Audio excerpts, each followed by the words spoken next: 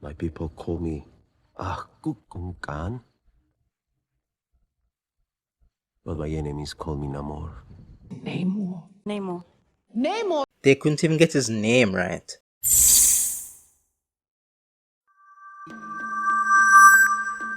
Namor is one of the few recent additions to the MCU that I knew beforehand. This version of him is a very different character, down to the meaning of his name.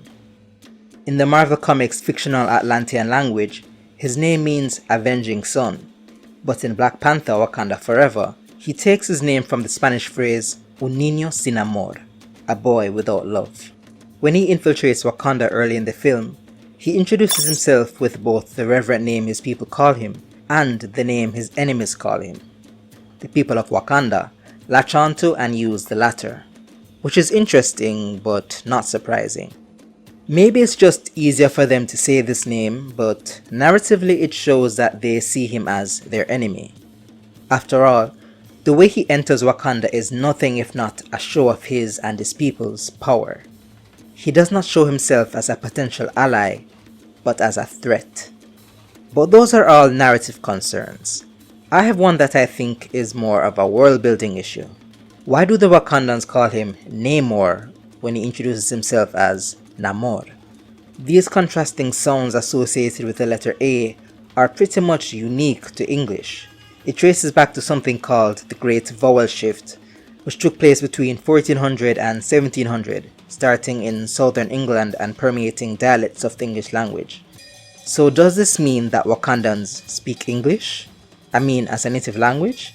I always assumed that the Wakandans were speaking Isixhosa, and when we hear them speaking English, it was just translation convention for the sake of the audience. But would this apply to the name Namor too? For example, Okoye says Namor when speaking English to Riri. Namor sank an entire ship of CIA operatives because of your little machine. Even though to do so means transforming not only the vowel sound, but also following English stress rules. I would assume that she would have just said Namor instead of going through all that if she hadn't been thinking in English. I know the real world explanation is probably that fans of Namor the comic book character have been pronouncing it that way all the time, so it would be jarring for them to hear this other variation of the name.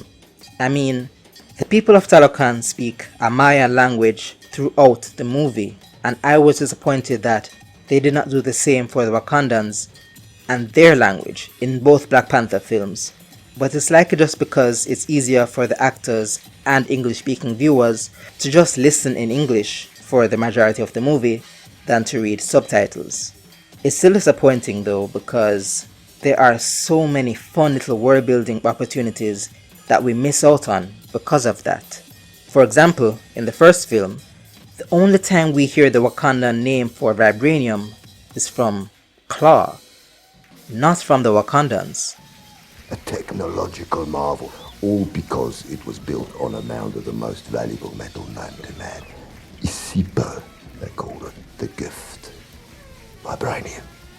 What other treasures are hiding beneath the English language?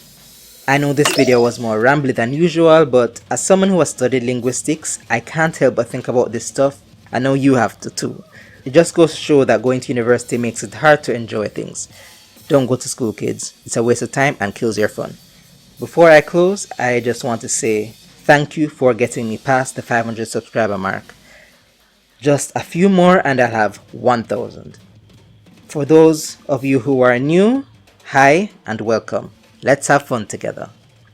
I've been Ken Kwame and I'll see you next time.